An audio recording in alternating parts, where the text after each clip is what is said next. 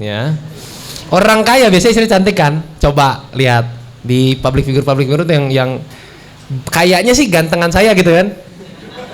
Tapi kok bininya dia cantik gitu ya, cantik kan bini saya juga. So, kok bisa mendapatkan ya kalau kita bahasa kasarnya tidak sekufu dari segi wajah gitu kan. Ini secara keduniawian. Nah, kita tuh seperti melihat seperti itu. Nah, Sa'ad bin Rabi ini orang kaya. Jadi simpelnya logikanya nggak mungkin dia orang kaya itu nikahin perempuan biasa-biasa. Atau mungkin biasa-biasa tapi cantiknya bukan main. Kayak di FTV gitu, ya kan? Ceweknya pembantu tiba-tiba nikah sama pembantu. Ceweknya kernet tapi touch-up-nya bagus banget gitu kan. Iya FTV. Saya nggak nonton, diceritain doang. Karena ceritain terus saya penasaran, saya lihat dong. Ah, apaan sih ini kayak gini? Sampai habis saya nonton. Nah, terus sudah tentu ini dua istri gitu loh. Jadi memang istrinya Sa'ad bin Rabi ini selain memang dia orang terpandang di Madinah, memang istrinya juga orang-orang dari kalangan terpandang. Artinya dia nawarannya nggak tanggung-tanggung teman-teman sekalian. Kalau misalnya standarnya sedekah orang sahabat Rasul, sedekah sahabat Rasul, standar minimalnya adalah setengah hartanya. Ini saya ulang lagi ya, standar minimal sedekahnya sahabat Rasul setengah jumlah hartanya. Ini juga sedang menegur diri saya sendiri. Maksimalnya apa? Maksimalnya seluruh. Nanti Abu Bakar itu juga sering menyedekahkan seluruh hartanya di jalan Allah. Nah, rata-rata sahabat itu nggak ada, jarang yang kurang dari setengah. Seberapa banyak harta mereka, setengah hartanya dia sedekahkan. Coba, gimana kalau kita punya duit pecahan 50 ribuan 100 ribu ya, 50 ribu ada 20 ribu 2, ada 10 ribu 1, ada 20 ribu 2, 5 ribu 2 ya kan, 100 ribu kan jumlahnya. Pas ada ini kenceleng kira-kira atau infak di masjid kira-kira apa yang mana yang kita kasih? Alhamdulillah kalau 50 ribu. Cuma saya yakin itu terjadi mungkin agak langka ya, setahun mungkin sekali ya.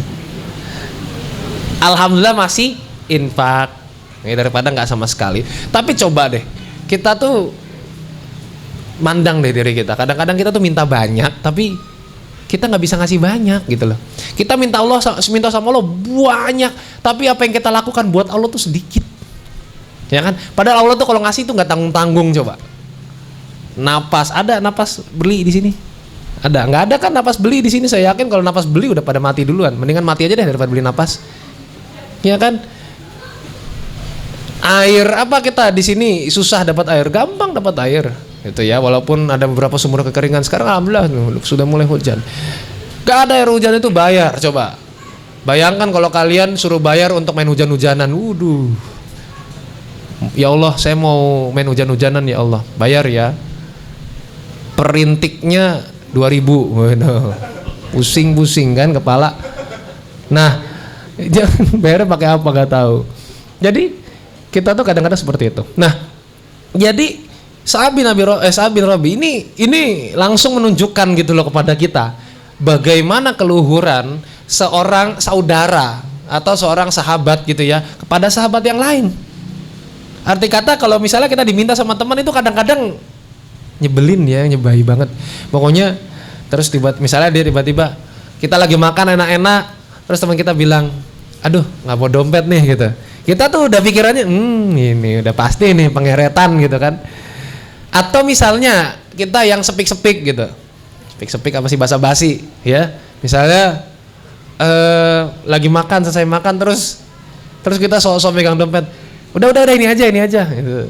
Oh udah dibayarnya, udah deh kayak gitu ya. Terus saya juga sering soalnya.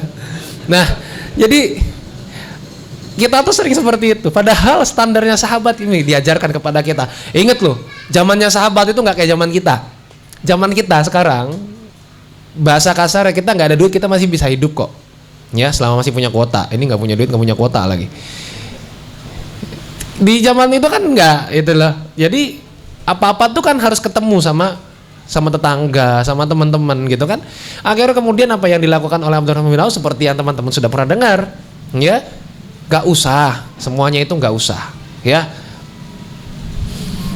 tunjukkan saja di mana letak pasar. Nah, dari dua kondisi ini sebetulnya kita bisa memahami. Satu, Abdurrahman bin Auf tahu ketika orang dikasih harta, maka tandanya ada beban di situ, ada tanggung jawab di situ, ya kan? Sa'ad bin Rabi itu tahu bahwa memberikan harta itu harus yang terbaik. Makanya firman Allah, lan tanalul birra hatta tunfiqu mimma tuhibbun. Kamu itu nggak bakal dapat albir kalau kamu nggak menginfakkan apa yang kamu cintai. Albir itu apa sih? Kebaikan tertinggi. Hakikat kebaikan tertinggi itulah albir. Makanya birrul walidain, gitu ya. Kebaikan sebaik-baiknya kepada orang tua. Jangan sampai menyakiti orang tua. Jangan sampai membuat kecewa orang tua. Membuat orang tua harus senang, harus senyum, harus bahagia, harus kerasan sama kita. Itu birrul walidain namanya, gitu ya. Jadi birrul walidain itu terus menerus. Jadi jangan sampai kemudian ini ada di organisasi terus mana nih kita urusin yuk acara, wah nggak bisa saya pulang dulu, apa birrul walidain itu. Berarti kamu selama ini durhaka sama orang tua gitu kan? Karena cuma saat itu doang birrul walidain itu harusnya terus-terusan gitu loh. Jadi memang itu adalah kesinambungan, dan itu memang konsepnya adalah kebaikan tertinggi. Maka kalau misalnya kita mau dapat kebaikan tertinggi, salah satunya adalah menginfakkan apa yang kita cintai. Ini susah. Gini deh, kalau misalnya kita punya banyak makanan, yang mana sih yang kira-kira kita kasih? Yang kita sukai banget atau yang gak terlalu kita sukai? Kebanyakan refleks kita adalah memberikan apa yang kurang kita sukai. Ya, misalnya saya punya, misalnya lagi rame-rame nih, terus saya tuh punya banyak makanan, gitu kan? Misalnya saya punya makanan itu, misalnya ada ayam geprek, terus mie dok-dok gitu ya, terus ada burjo, ada nasi telur gitu kan, ora ya betul. Terus kemudian sego macan gitu. Sego macan kan paling sedikit nih, enak sih misalnya enak, tapi kita kasih sego macan karena yang lain kita suka gitu kan, sayanglah anak saya belum, istri saya belum, saudara saya belum, teman saya belum, seperti itu. Jadi refleksi kita kebanyakan adalah memberikan apa yang tidak kita sukai. Nah, Islam itu memberikan konsep yang luar biasa teman-teman sekalian, bahwa nggak bakalan kita merasakan kebaikan yang sempurna, nggak pernah kita mendapatkan pahala yang sempurna, nggak pernah kita mendapatkan derajat yang tinggi kalau belum pernah bisa untuk memberikan apa yang kita sukai, apa yang kita cintai, ya. Jadi kalau misalnya kasih sama orang itu yang bagus, ada baksos, ya, ayo sumbang jilbab, yang bagus, jangan yang sobek. Ini udah kena setrika, ada bekasnya lagi, segitiga bentuknya.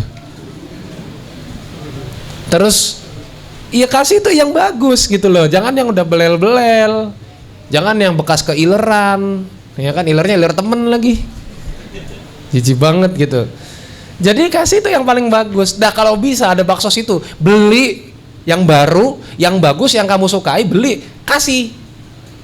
Kalau misalnya pengen juga, ya beli 2 gitu, 1 dikasih, kayak gitu. Itu yang kata Allah mendapatkan kebaikan yang sempurna. Jadi kalau kita ngasih sebanyak-banyaknya tapi bukan yang kita sukai, itu belum.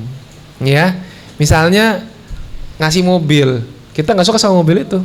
Ya, misalnya saya ngasih Mini Cooper gitu, saya kasih lah, nggak suka gitu kan, misalnya belum dapat, tapi kalau ternyata sukanya Grand Max gitu kan, masih Grand Max itu, saya sukanya ini gitu ya, saya kasih itu, enak, bagus, mesinnya bandel, servis gampang, spare part murah gitu kan, lecet-lecet pemakaian gitu ya, jadi kayak jualan mobil. Nah, seperti itu. Jadi yang Allah nilai itu yang dicintai. Nah, ini kita bisa belajar dari 2 sahabat ini. Kemudian apa kata Abdurrahman bin Auf? Tunjukkan saja di mana adanya pasar. Tunjuk di mana adanya pasar. Dikasih tahu dong, nih pasar, ini namanya pasar nih, ya. Terus Abdurrahman bin Auf itu nggak punya apa-apa. Lalu kemudian dia keliling pasar, dia cari tukang pacul, tukang cangkul, ya kan? Dia cari tukang cangkul, dia lihat, oh ini ada tukang cangkul. Akhirnya dia ambil beberapa, ya. 4 lah misalnya seperti itu, diambil 4, terus dia bilang, saya nggak punya duit pak, tapi kalau Bapak percaya sama saya akan berikan keuntungan dari penjualan ini. Akan saya jajakkan pacul ini, cangkul ini ke seluruh seluruh Yatrib atau ke seluruh pasar. Nanti kalau misalnya laku, akan segera saya bayar. Insya Allah hari ini akan segera saya bayar. Ternyata benar. Atas ini kan ini boleh nih ya. Jadi kalau misalnya kalian yakin bisa berdagang, tapi kalian nggak punya modal. Misalnya kalian lihat ada usaha teman, nih usaha teman tuh dibantu ya, bukan dibangkrutin ya. Ini ada usaha, ada tester enggak gitu kan? Nah, ini ada usaha, kok ada harga promosi enggak kayak gitu. Ya, jadi misalnya usaha teman, ya usaha teman itu misalnya mobil, sewa mobil kok nggak laku-laku gitu ya. Terus kemudian kita yang coba jajakan gitu ya. Kita tuh nggak ngasih apa-apa ke dia, tapi kita cuma menjanjikan keuntungan. Nah, atas asas kepercayaan itu boleh. Ya, akad seperti itu boleh, itu diperbolehkan asal memang betul-betul ada saksi dan ada kejelasan akad, itu diperbolehkan. Nah, Abdurrahman bin Auf kan gak punya duit ya, jadi dia jual lah itu cangkul, dia jajakan ke pasar, ternyata laku dan dapat keuntungan. Dalam beberapa hari saja Abdurrahman bin Auf sudah bisa buka kios sendiri dari jual cangkul ya. Makanya kita tuh jangan malu untuk berusaha ya, karena banyak layangan putus, jual layangan gitu ya kan. Jadi jangan malu berusaha, insya Allah pasti Allah akan bantu gitu loh. Nah, Abdurrahman bin Auf itu karena memang cerdas secara bisnis ya, jadi kemudian dia jual dapat, kemudian dia jual lagi 20 dapat, kemudian dia jual 50, ternyata makin laku. Kenapa cangkul? Karena di Madinah itu rata-rata penduduknya bercocok tanam. Nah, ini juga kita harus tahu nih, kalau bisnis itu jualan yang relevan aja ya. Jangan jualan tumbler di toko tumbler ya, ngajak ribut itu namanya ya. Ayo beli tumbler saya ini bisa sesuai request rasa airnya gitu kan. Kalau kita bilang pisang, isinya pasti rasanya pisang. Kalau kita bilang apel, pasti rasanya apel ya kan. Ayo beli. Berapa ini harganya? 100.000 ya kan. Ini murah gitu. Dan setelah dibeli baru kayak warkop ya. Satu tentara kena tipu kayak gitu kan.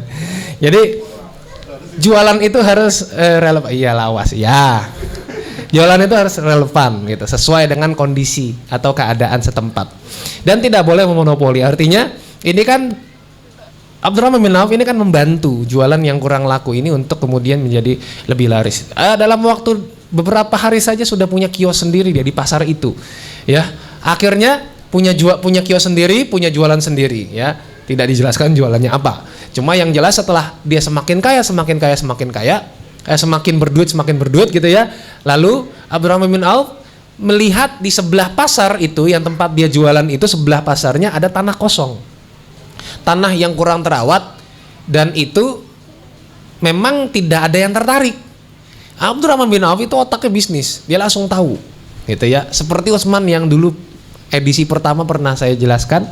Utsman itu punya prinsip dagang, kuntu u'alij wa unami wala azdari ribhan wala ashtari syaikhan wa ja'ala ra'sain. Nah, ini mirip-mirip itu ya.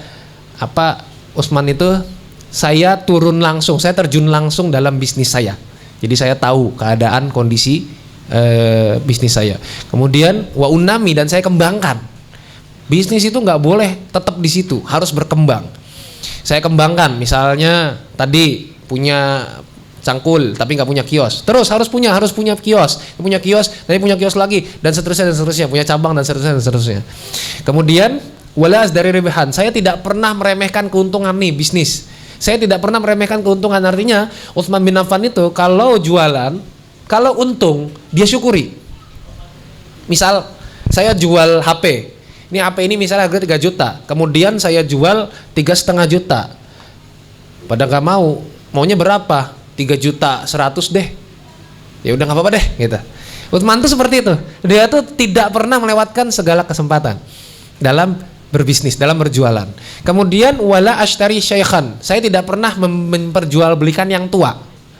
Jadi Utsman itu anti menjual barang-barang bekas, barang-barang tua. Sorry, bukan barang bekas, kan ada yang bagus ya. Barang-barang tua tuh artinya barang-barang yang sebetulnya itu tidak fungsional gitu ya, nggak terlalu berfungsi lagi. Artinya seperti ini misalnya, HP ini kan smartphone, kemudian yang dia jual adalah misalnya HP yang buat balang apa tuh, balang maling ya, buat lempar maling misalnya kayak gitu.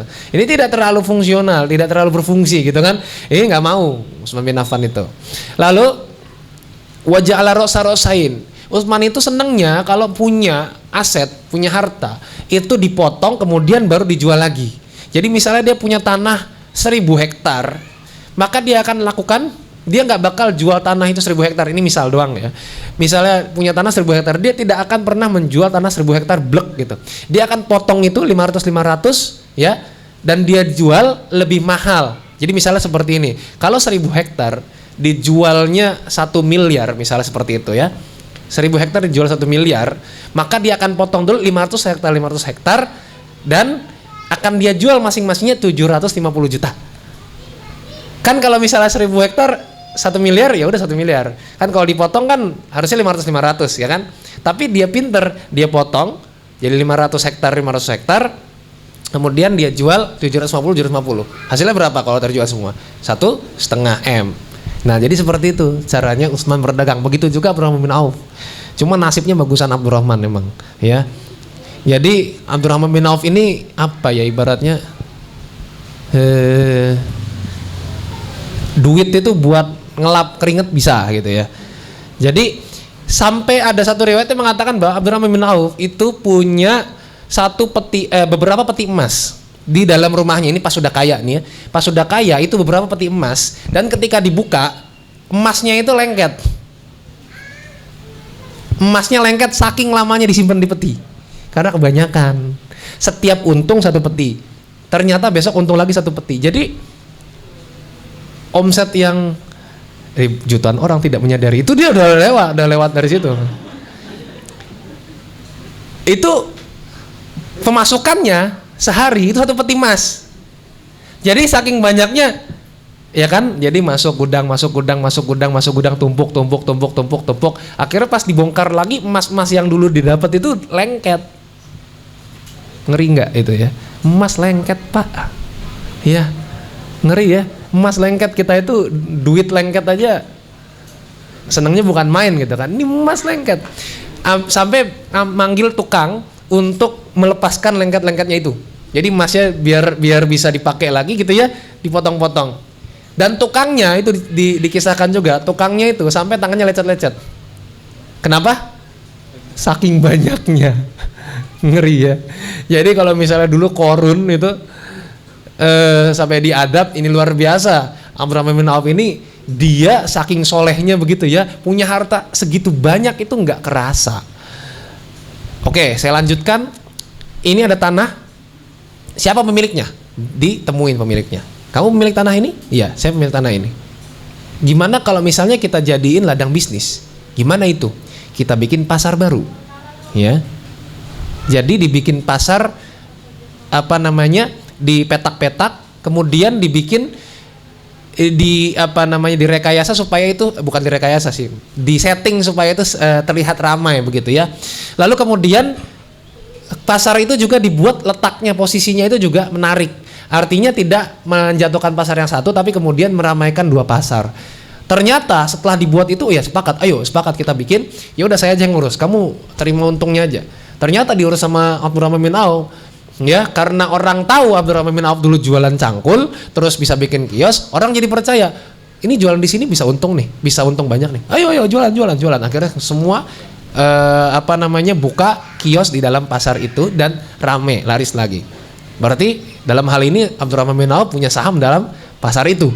Bayangkan kalau misalnya pasar itu segede apa ya, misalnya mall. Jangan mall ya. Pasar Talo. Iya, misalnya keuntungan satu mall, misalnya mall mana nih? Amplas misalnya. Keuntungan Amplas itu misalnya 40%-nya lah punya Abdurrahman bin Auf, karena bukan dia yang punya tanah. Luar biasa itu orang. Udah kayanya udah bukan main gitu. Nah, ini kemudian nggak lama itu nggak dalam waktu yang lama, kurang dari setahun. Jutaan orang tidak menyadari, ya kan? Nah, itu nggak dalam waktu yang lama. Ini gara-gara omongan tadi itu ya. trader nggak yang muncul di YouTube itu. Jadi mulai Abdurrahman bin Auf pakai pakaian yang bagus, wangi-wangian yang bagus. Nah, terus Rasul kan wangi nih. Iya tuh ada yang nangis. Oh iya. Terus tanya mau ngapain gitu ya? Kok tumben wanginya beda? Kata Abdurrahman bin Auf, wahai Rasul saya mau menikah. Jadi menikah. Menikah itu inget ya. Iya cari yang mau betul. Udah sadar. Menikah itu kumpulin dulu modalnya, jangan modal dengkul doang ya. Pak, saya mau nikahin anak bapak. Nah, kamu kerja apa, Pak? Syarat nikah itu bukan kerja, Pak. Nggak ada itu, Pak. Sunnah Nabi mengajarkan nikah itu harus kerja, nggak ada, Pak. Sadar, jago banget itu ya. Jadi nggak ada kayak gitu, nggak boleh, kita itu meremehkan namanya, ya. Jadi harus, ini juga saya sering nih ketemu nih, ikhwan payah, ya kan? Tat cariin dong mau yang kayak gimana, yang bisa diajak susah. Nggak ada men, cewek mau diajak susah tuh nggak ada. Dan caramu begitu itu sudah mengindikasikan bahwa kamu akan susah selamanya. Ganti dong bahasanya. Saya mau cari yang bisa diajak berjuang bersama. Itu kan lebih heroik gitu loh, walaupun miskin juga. Cuma ya jangan biasa diajak. Ya Allah diajak susah nggak ada yang mau, saya juga nggak mau kali. Semua juga nggak ada yang mau diajak susah itu, ya. Jadi jangan sampai kemudian kita tuh merendahkan orang lain dengan kerendahan diri kita. Mentang-mentang kita rendah, kita pengennya orang semua juga rendah sama kayak kita. Jangan. Mau diajak berjuang, ya. Kamu kerja apa? Saya tidak ada pekerjaan tetap Pak, tapi penghasilan saya kurang dari gitu lagi, kurang dari lagi. Tapi penghasilan saya Pak, insya Allah ya bisa lebih di atas UMR lah. Udah mendingan kan? Iya. Fluktuatif sih Pak. Wah, nggak tetap dong kalau gitu gajinya. Iya, kadang gede banget gitu. Kan optimis gitu loh calon mertua. Dan kita kan nggak tahu gaji yang gede, kan perspektif masing-masing, ya kan? Mungkin bagi anda sekalian di sini gaji gede itu 3 juta sebulan udah gede. Mungkin bagi anda ada yang 2 juta sebulan udah gede. Ini kan perspektif masing-masing. Kalau kita ngomong gede, kita nggak bohong sama si calon mertua kan? Dia bilang gede, ya. Ya gedenya zaman saya kan beda sama gede zaman bapak gitu. Tinggal ngomong begitu. Jadi optimisme ya yang harus dibangun ketika kalian mau melamar akhwat. Itu loh. Jadi jangan pasang tampang melas, semoga dikasihani sama calon mertua, jangan kayak gitu. Semoga calon mertua rela kalau misalnya saya cuma ngasih hafalan surat Ar-Rahman. Kamu tuh mau nikah bukan mau ngerukyah. Kadang juga akhwatnya juga mancing-mancing ya, menunggu pangeran berkuda putih membawa surat Ar-Rahman. Please deh cari yang kaya kayak gitu loh. Kuda putih dokar. Aduh, gitu ya. Jadi nggak dilarang kok kita cari istri atau suami yang berada, itu nggak dilarang, nggak. Yang salah itu kalau kita targetnya cuma itu. Nah, itu yang salah. Tapi kalau kalian pertimbangkan kemapanan itu nggak dilarang. Makanya jangan mancing-mancing juga ya, yang akhwat maupun yang ikhwan gitu loh. Mancing-mancing gimana mancing-mancing contohnya? Contohnya mancing-mancing ya. Buka puasa Senin Kemis hujan-hujan terus foto ya, menunggu maghrib sendiri ya elah, mancing-mancing namanya ya, nggak usah mancing-mancing gitu ya. Terus ini juga nih, ini saya bukannya menyebarin aib orang ya, saya ini cuma sekedar share aja, ini bahaya gitu loh, terutama akhwat yang suka update story lagi di kamar tuh bahaya ya. Jadi kan ikhwan payah itu kan jadi pada tahu gitu loh, jadi bisa modusin kamu. Apa emang itu kode ya? Misalnya kamar ada boneka babi gitu kan, misalnya ada boneka penguin, apa itu emang kode biar dikasih itu ya? Janganlah kayak gitu ya, biar jutaan orang tahu. wes nanti lagi lah. Gitu ya. Oke. Jadi Abdurrahman bin Auf itu kumpulin dulu modalnya. Walaupun dia tuh duda kan. Maksud saya gini loh. Kan yang namanya duda, ninggalin istri. Istrinya bukan cuma satu loh. Abdurrahman bin Auf itu ketika di Mekah, ya kan saya sebutin tuh lumayan banyak kan. Jadi ketika dia tinggalkan, ketika dia di Madinah, harusnya kan ya namanya seorang suami gitu loh, yang seorang duda gitu kan pasti kebutuhannya berbeda dong sama yang bujangan. Nah, pasti kan butuh luar biasa, butuhnya cepet gitu kan. Tapi kemudian Abdurrahman bin Auf enggak. Yang dilakukan sama dia apa? Kemapanan diri dulu. Tentukan batas mapanmu dulu gitu. Ya kan, kalau ustadz bilang jangan nunggu mapan. Saya sih nggak bilang gitu. Saya bilang silakan harus mapan. Tapi kemapanan itu nggak ada kepembakuannya, ya. Jadi kalau kalian mau gaji sekian dibilang mapan, monggo, gitu loh. Jadi mapan dulu, artinya kalian yakin dulu. Jadi jangan sampai pasang tampang melas gitu loh. Yakin dulu, saya punya gaji segini itu besar, gitu loh. Dan kalau misalnya nanti diremehin, saya sudah punya visi bahwa ini akan bertambah dan bertambah terus seperti itu. Nah, lalu ditanya sama Nabi, ya. Kamu benar mau nikah? Ya kan, Abdurrahman bin Auf kan bilang, saya mau nikah wahai Nabi. Terus kemudian, kamu benar mau nikah? Kata Abdurrahman, iya. Maharmu apa? Kamu mau kasih mahar apa? Kan Rasul ini sebetulnya belum terlalu yakin ini sudah jadi orang kaya gitu. Maharmu apa? Kata Abdurrahman bin Auf, saya mau kasih emas seberat biji kurma. Biji kurma men, ya. Kalau biji kurma yang Tunisia itu kan panjang ya lumayan kan. Terus kemudian dikasih tahu ya Abdurrahman bin Auf oleh Rasulullah SAW dengan sabdanya aulim walau bisyati, ya. Umumkanlah walau dengan hanya memotong kambing. Ini menandakan bahwa walimah itu adalah sunnah muakkad, ya. Anjuran yang luar biasa, ya. Kita akan berpahala kalau kita mengadakan walimah. Ya, jadi usahakan ya teman-teman ya, walaupun nikahnya di KUA, saksinya cuma penghulu gitu kan, sama tukang sapu KUA gitu misalnya. Orang nggak mau bayar mahal, terus yang penting bisa foto begini, gitu kan, foto begini. Ya tetap kita harus menghargai hubungan itu dengan walimah. Dan walimah itu salah satu faedahnya apa? Satu, apa? Ini banyak yang belum tahu nih, pada mau kawin doang bisanya. Satu, walimah apa? Supaya tidak timbul fitnah, ya. Jangan kalian sudah menikah gandengan tangan terus bilang hadi fitnah gitu, hadi zina gitu kan. Jangan hada zina gitu kan. Jangan sampai seperti itu. Ya, jadi orang tahu, oh ini sudah menikah dengan si ini, ya. Jadi nggak masalah.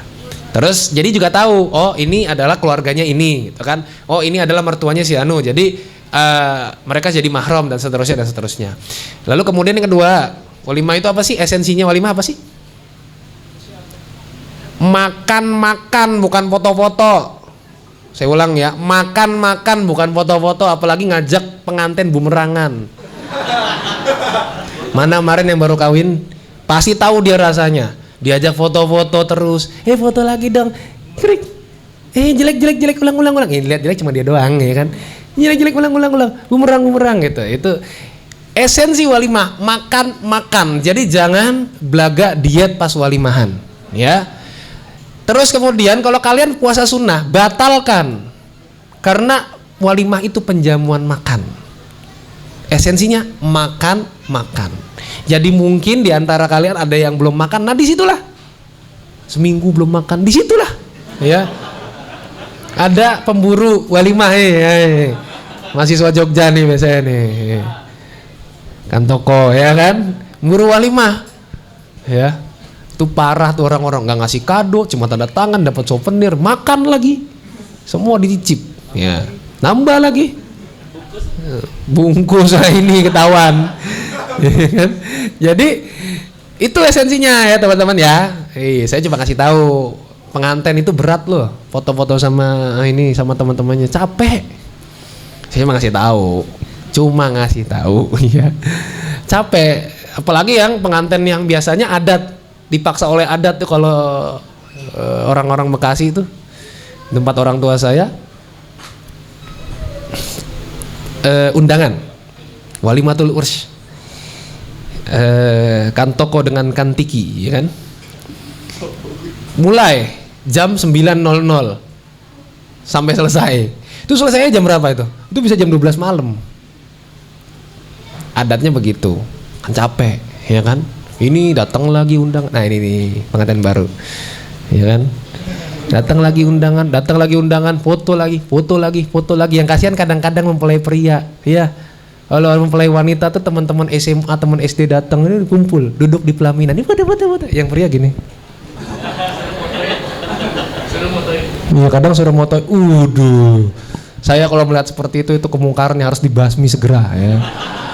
Nggak boleh gitu, ya.